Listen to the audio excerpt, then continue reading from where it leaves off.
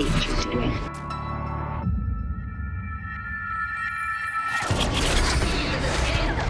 It's kind of hard to explain. It's not your typical slasher movie.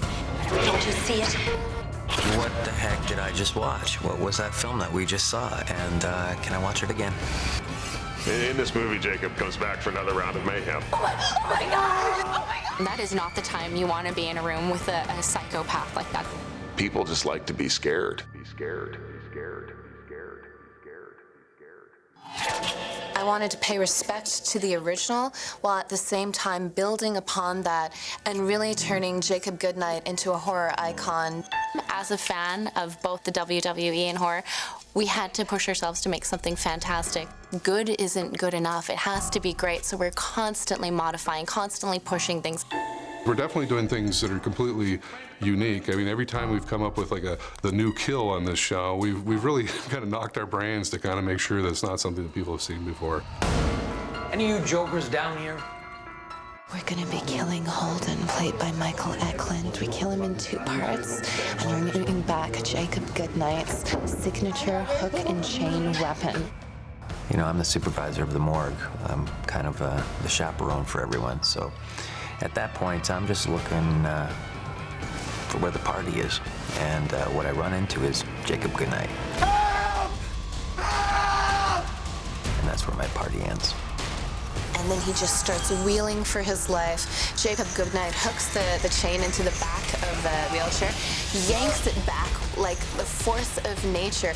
I thought it was 3 stunt guys that were pulling it back and out of his reach. No, it was just Kane. After he gets ejected from his wheelchair, he starts crawling down the hall and he realizes he can't move any further, and he looks down and he sees that there's a hook into his calf. My aim's pretty good, yeah. I told the camera guys to get out of the way because I was throwing it pretty good. Unfortunately for Holden, because he's paralyzed from the waist down, he doesn't realize that the hook is embedded in his leg as he's trying to get away. So it's a pretty terrifying scene. So how we made that illusion of that happening is that we fitted him with a harness, jerk vest, and we put a wire down through his pant leg to another ankle harness and ran it down to the chain, and then just dressed it with a bunch of blood, and then hooked that fake hook onto our real chain wire and our ankle harness, and basically used that at the pole. So Michael Eklund didn't have any strain except for in the shoulders. It wasn't really pulling on his leg because of the wire was connected to the harness. So, and then we had Kane really pull the real chain and Michael, which he could do with ease. I think it's so brutal because it's just so simple. And I think it's a perfect weapon for him. So, yeah, I'm glad I bit it with the old hook and the chain.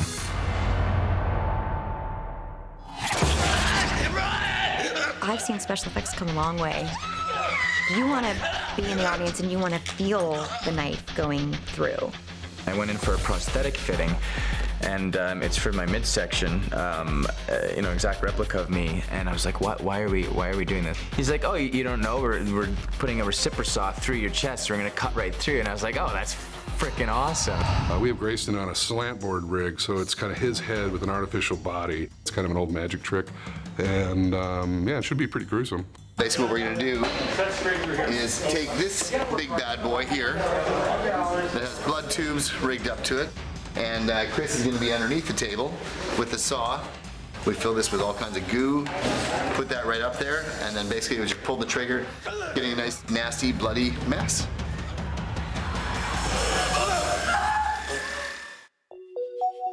We give them what they want, a lot of action, a lot of blood, and people love that kind of thing, so.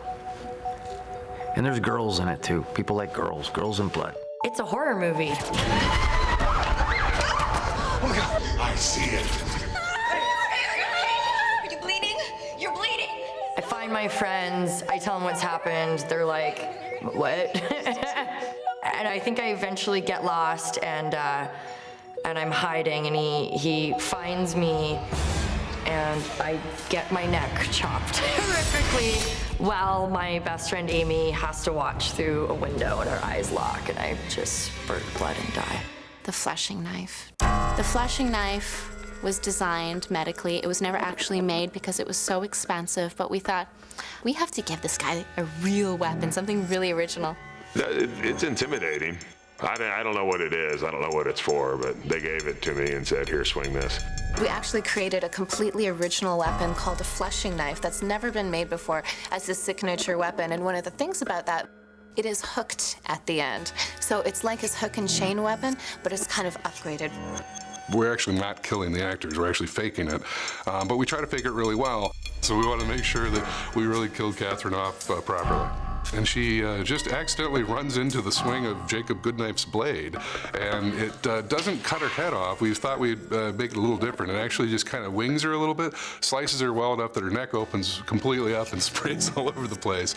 And so we're actually doing the key shot where the blade pierces her neck as a combo shot. This is a practical and digital shot where we're taking practical elements and we're actually compositing them into her neck.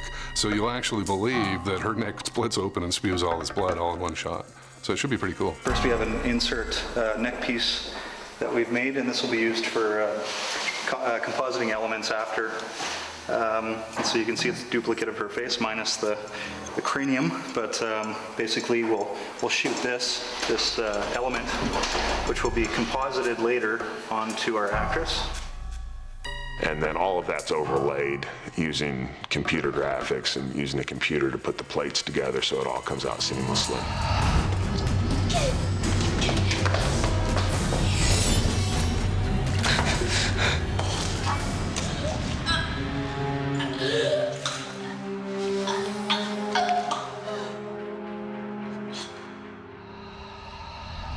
My favorite kill is actually when Jacob Goodknife himself is killed, meets his demise by being embalmed. The way we ultimately took him down with the embalming fluid was actually suggested by our production manager, Donald Monroe, who's worked in the medical field. He was telling us all these different things. He was going on and on and on. He was talking about embalming and formaldehyde and how it comes out blue. And we're like, wait a minute, embalmed alive. That's what we're gonna do. We'll embalm him alive. You're not so tough.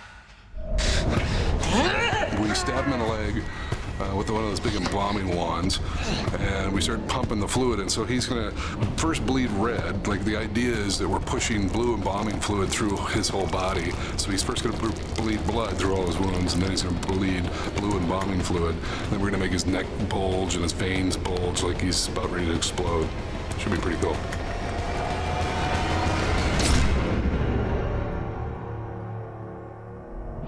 When Jacob bleeds, we actually have tubes in the off-camera side, and we're working him under his costume and underneath his mask, and then they just get pumped by Jason, who's off-camera. He's got this big pump that he just presses, and away he goes. And he'll have a way of triggering the red and the blue, so the plumbing will all kind of sync together. Should be pretty good.